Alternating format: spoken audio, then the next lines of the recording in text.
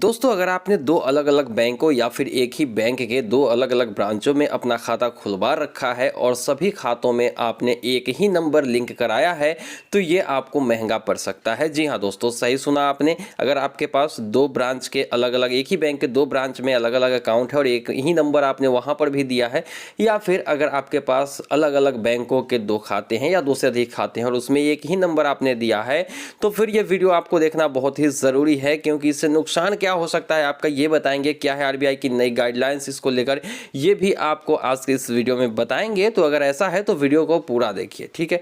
तो चलिए देख लेते हैं एक एक करके कि आखिर दिक्कत क्या हो सकती है। देखिए दोस्तों, अगर आपके पास एक ही बैंक के दो अलग अलग ब्रांच में, मान लिया कि एसबीआई के किसी ब्रांच में आपका खाता है और एसबीआई के किसी और ब्रांच में आपने खाता खुलवा रखा है और वहां पर आपने एक ही नंबर अपना रजिस्टर दिया है, क्योंकि आपके ही खाते हैं तो जाहिर सी बात है आप अपना नंबर देंगे।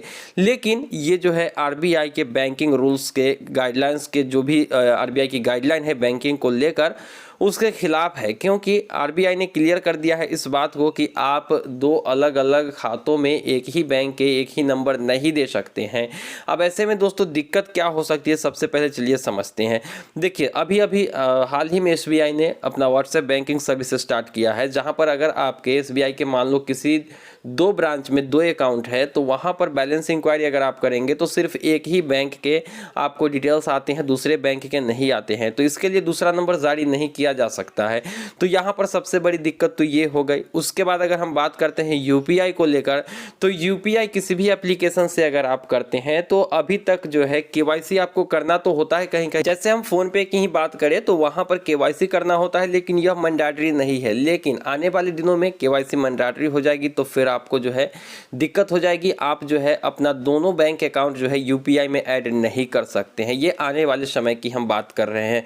वहीं पे मोबाइल बैंकिंग की बात कर लूं तो अगर आप मिस कॉल के जरिए बैलेंस देखना चाहते हैं तो अब तक जो है आपको मिस कॉल के जरिए दोनों ही अकाउंट के या फिर दो से अधिक अकाउंट है एक ही ब्रांच में, एक ही बैंक में, तो फिर उसके भी डिटेल्स आपके पास आ जाते हैं। लेकिन आने वाले दिनों में ये भी दिक्कत हो जाएगी कि आपको मोबाइल बैंकिंग के जरिए भी ये फैसिलिटी नहीं मिलेगी, क्योंकि आरबीआई की जो गाइडलाइन है वो यही कहता है कि किसी एक बैंक के दो शाखाओं में अगर आपका अकाउंट है तो आप एक ही नंबर नहीं देंगे, आपको डिफरेंट नंबर दोनों में देना होगा, नहीं तो आगे चलकर ऐसी मुसीबत हो सकती है।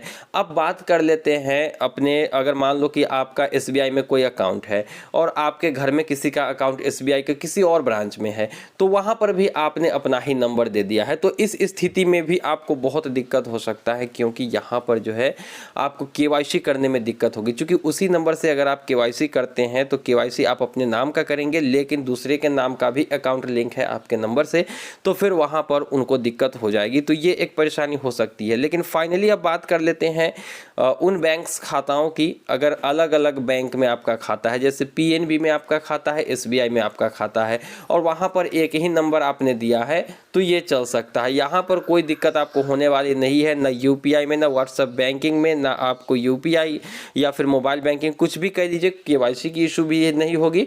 तो अगर अलग अलग बैंक में दो खाता है और दोनों पर एक ही नंबर है तब कोई दिक्कत नहीं है, लेकिन एक ही बैंक में दो खाता है और सेम नंबर आपने दिया है तो बहुत परेशानी आने वाले दिनों में हो सकती है। इसलिए जितना जल्दी हो सके आप जो है अपने नंबर को या तो अपग्रेड करिए, चेंज करवा लीजिए, या फिर हो सकता है तो किसी एक खाते को, अगर जिसका आप कम इस्तेमाल करते हो तो उसको बंद करवा लीजिए तो बेहतर होगा। ये थी एक इम्पॉर्टेंट अपडेट एक ही बैंक में दो नंबर लिंक होने को लेकर।